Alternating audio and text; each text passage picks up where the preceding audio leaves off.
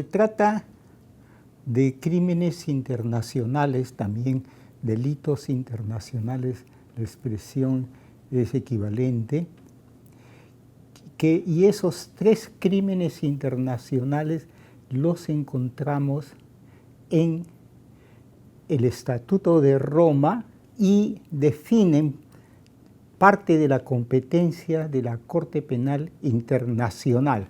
El Estatuto de Roma se aprobó en el 98, al fin del siglo XX, y la Corte Penal Internacional, después de ser electa, entró en vigor el tratado del 2002, se ya instaló en el año 2003.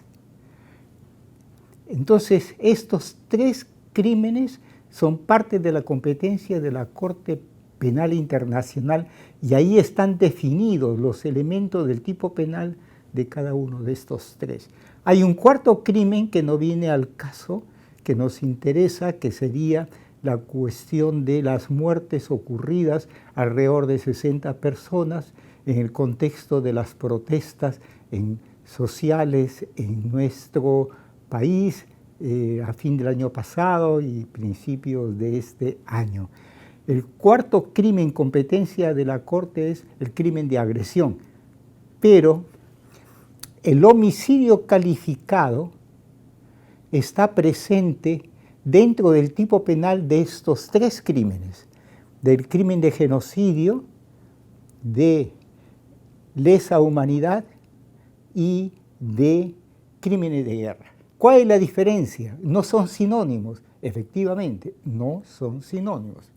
Entonces, tanto genocidio como lesa humanidad son crímenes internacionales que pueden cometerse tanto en tiempo de paz como durante conflictos armados, sea internacionales o no internacionales. En cambio, crimen de guerra, eso es exclusivo para los casos en que existe un conflicto armado, sea internacional o no internacional.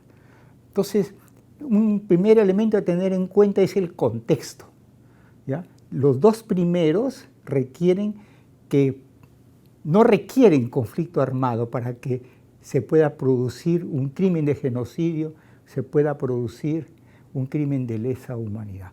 En cambio, el crimen de guerra, como su nombre lo indica, o delitos de guerra, solo son posibles de perpetrarse en el contexto del conflicto armado.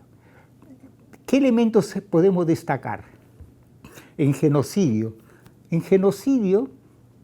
los elementos del tipo penal que encontramos en el Estatuto de Roma incluyen, en primer lugar, que la víctima de genocidio,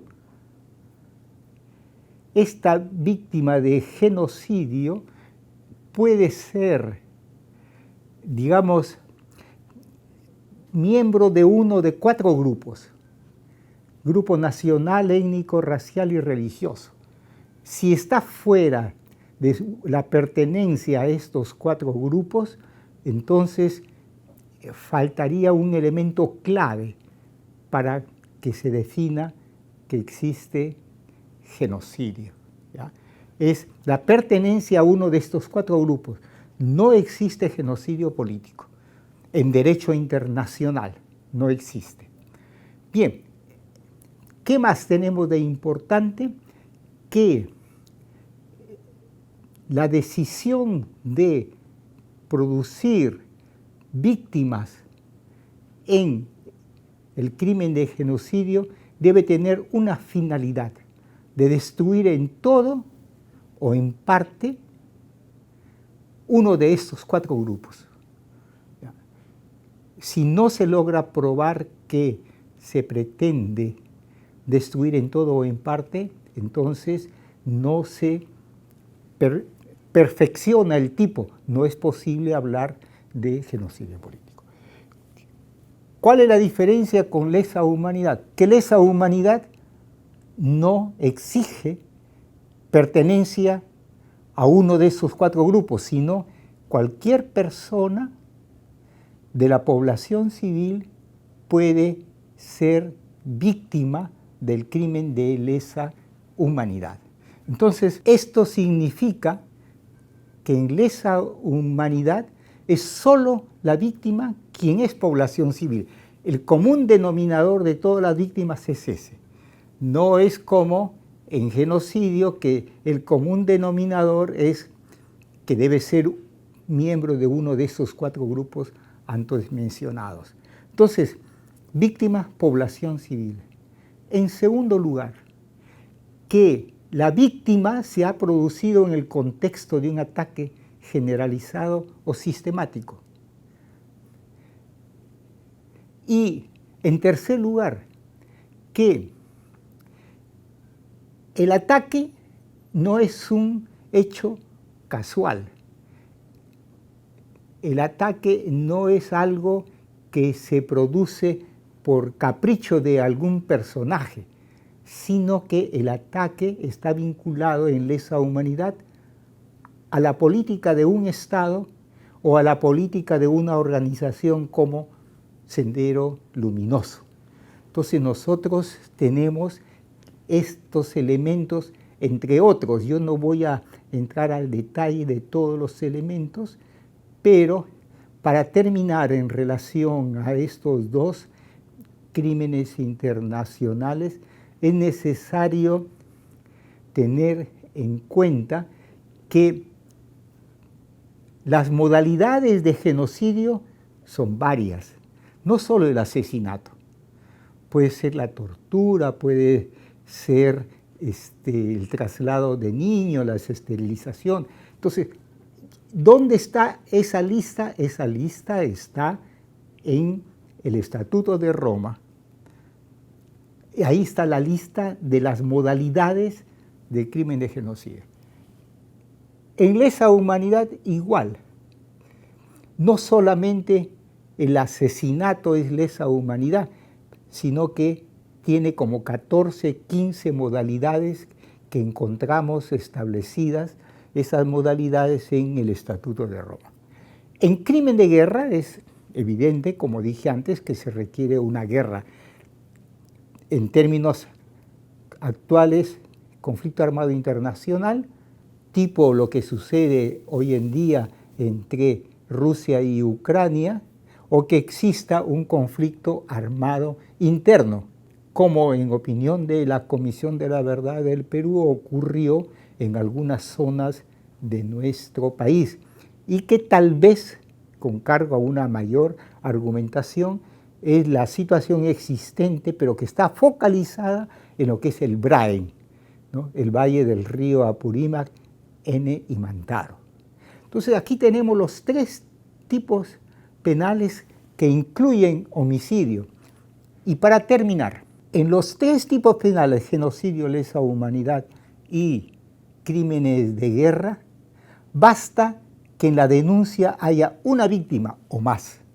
No se requiere, en el caso de homicidio, que haya 100, 200, 300.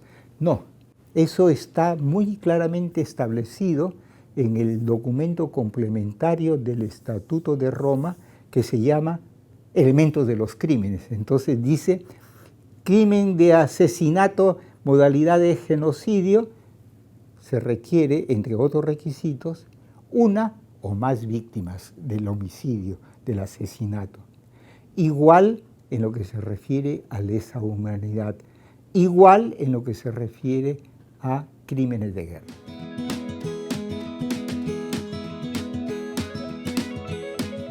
Estas muertes están previstas como constitutivas de cualquiera de estos 3 crímenes mencionados. Primera cosa, es decir, el elemento material propio de esos 3 crímenes incluye los asesinatos, con la precisión que puede ser una o más víctimas. Entonces, un primer elemento es el elemento material.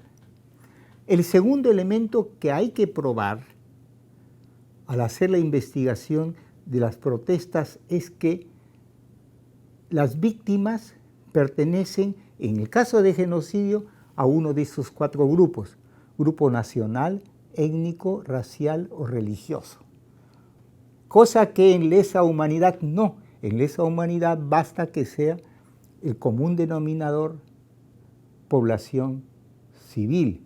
O sea que hay que demostrar en ambos tipos penales de genocidio, lesa humanidad, que nos encontramos frente a determinados elementos constitutivos del tipo penal.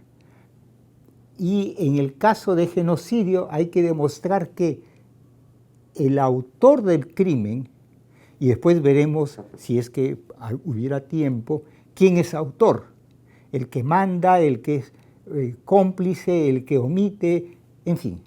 Entonces, el autor del crimen, en el caso de genocidio y en el caso de lesa humanidad, puede ser alguien que pertenece al Estado, pero también puede ser alguien que pertenece a un grupo organizado, como el caso de Sendero Luminoso en el Perú. Entonces, los asesinatos podrían ser genocidio con cargo a una demostración, podría ser, siempre y cuando reúnan los elementos del tipo penal que yo he mencionado antes, entre otros. No basta el elemento material del asesinato, sino que tiene que darse los otros elementos, como dijimos, la intención de destruir en todo o en parte a uno de estos 4 grupos.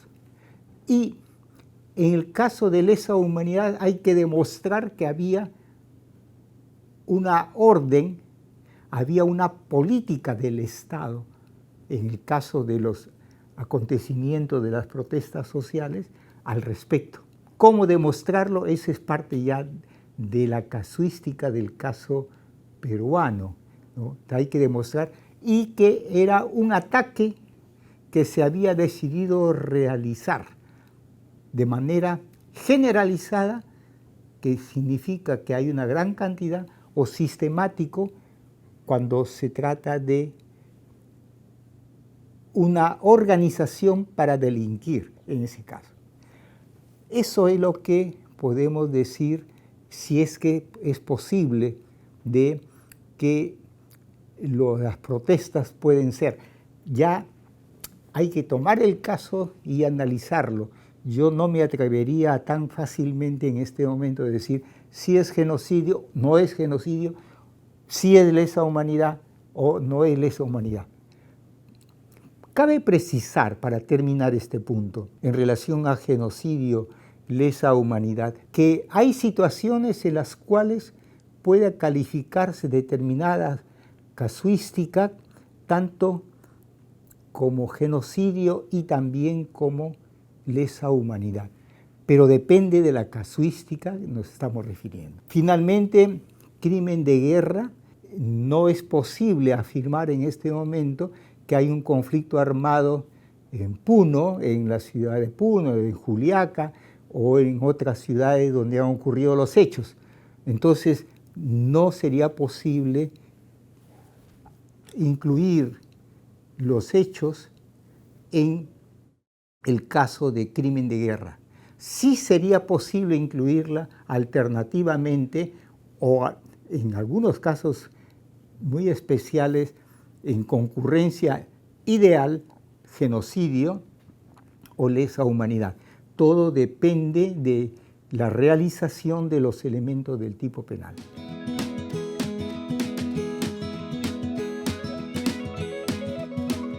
La competencia penal de la Corte Penal Internacional se activa en determinados casos.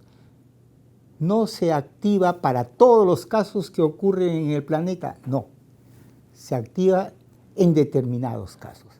Entonces, atención con esta primera cuestión de que no es una competencia universal en general, sino que tiene potencialidad universal según los casos.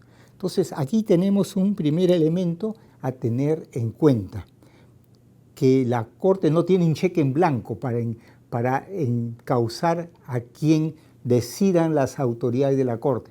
sino que tiene que ver con la realidad del caso. En segundo lugar, la competencia de la Corte se activa en forma secundaria, porque la prioridad para juzgar un caso lo tiene la justicia nacional del Estado competente en el caso. La prioridad, quien está llamado a juzgar, es la justicia nacional del Estado competente.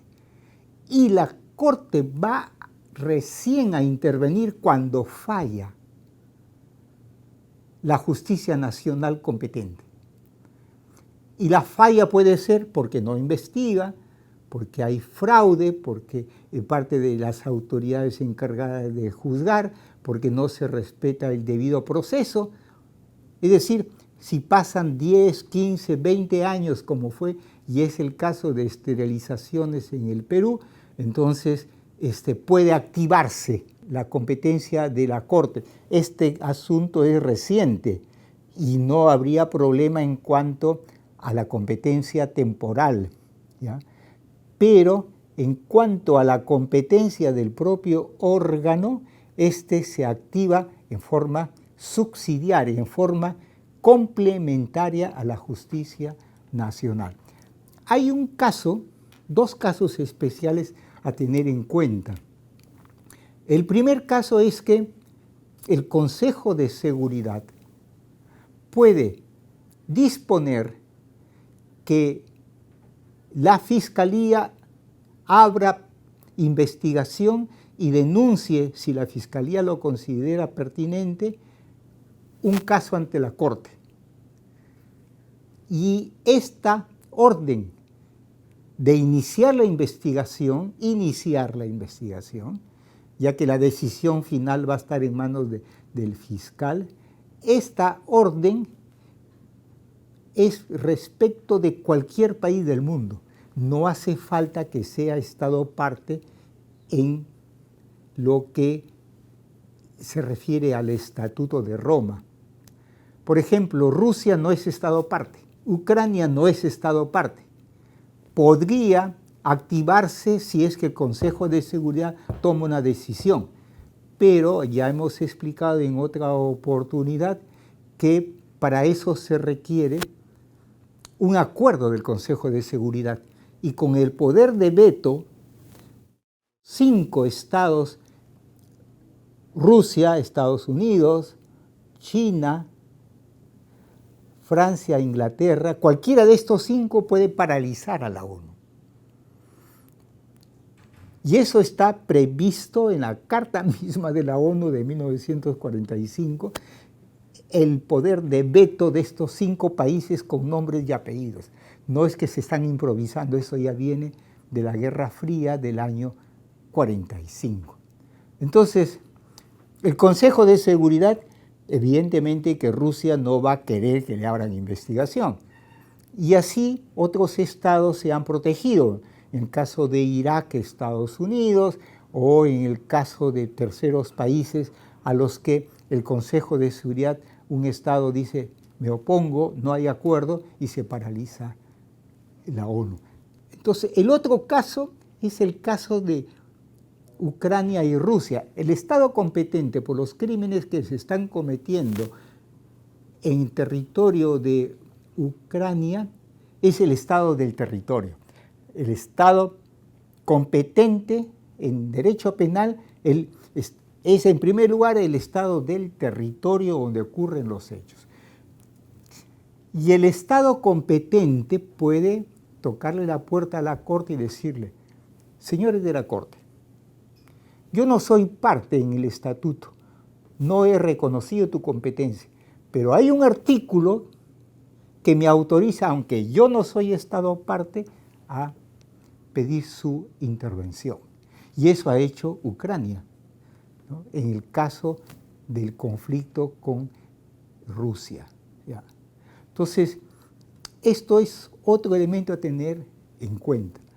La competencia de la Corte se activa si, por ejemplo, el Estado peruano le pide a la Corte que intervenga.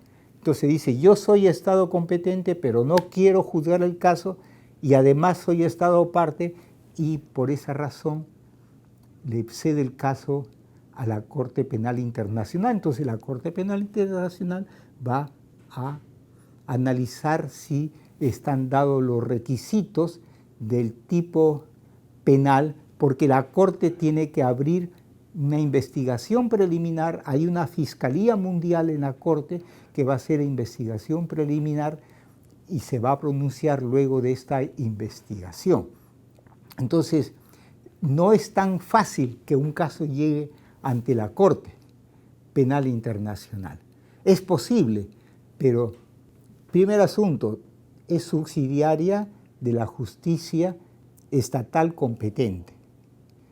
Cuando falla, o por orden del Consejo de Seguridad, etc., entonces se activa la competencia.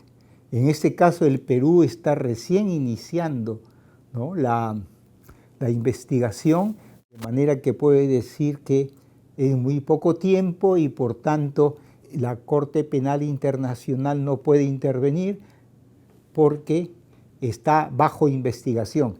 Y hay un artículo del Estatuto de Roma que dice que mientras esté el caso en investigación por la justicia competente, no se activa la competencia de la CPI. ¿Qué es lo que podría alegarse? Porque hay un proceso en curso, se ha llamado a declarar a la Presidenta de la República, etc. Y pueden ser denunciados cualquier miembro del Estado. No es que hay impunidad para determinado tipo de funcionarios.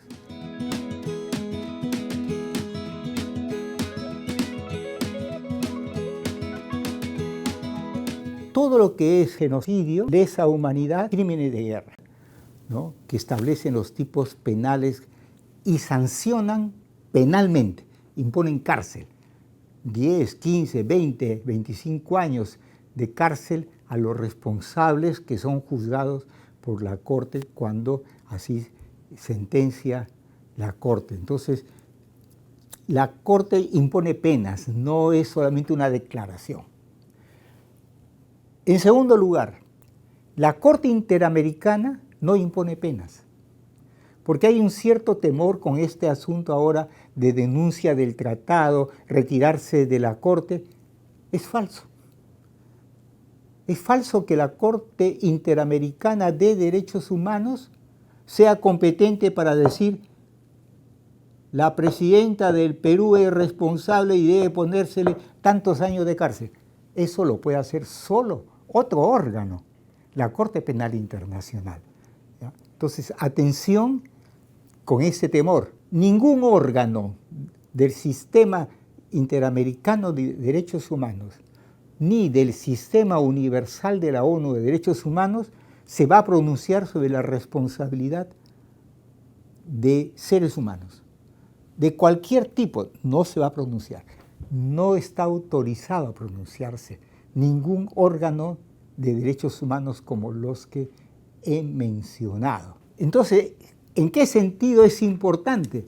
Porque la sentencia de la Corte puede decir, como en el caso Barrios Altos, después de 10 años después se emite sentencia la Corte Interamericana, ¿no? Los hechos de Barrios Altos son de diciembre 91 y la sentencia es 10 años después más o menos, y 10 años después la Corte dice, el Estado peruano es responsable por Barrios Altos. Era un grupo del Estado, con armas del Estado, financiados por el Estado, quien cometió a espaldas del Congreso este crimen. Y no menciona ningún nombre. Y dice, el Estado peruano es responsable del crimen. La sentencia de la Corte Interamericana, en el caso Barrios Altos y La Cantuta, dice, por tanto, señor Estado, juzgue, investigue. Es su obligación. Y va a estar atrás, para que el Estado cumpla con la investigación y si demuestra culpabilidad, castigue.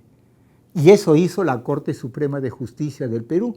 Salió la sentencia, Entonces, al presidente de la República del caso Barrios Altos y La Cantuta, a mediados de año del año siguiente, en las sentencias, cumplió con juzgar y condenar, porque los órganos de derechos humanos no imponen sentencias, no dan nombres, hablan en general.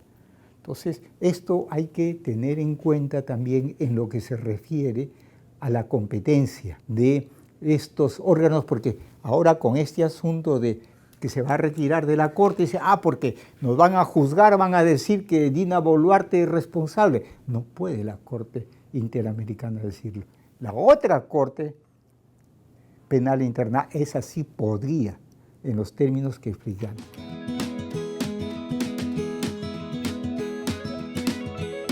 En los sistemas de derechos humanos existen crímenes internacionales que no son genocidio, que no son lesa humanidad.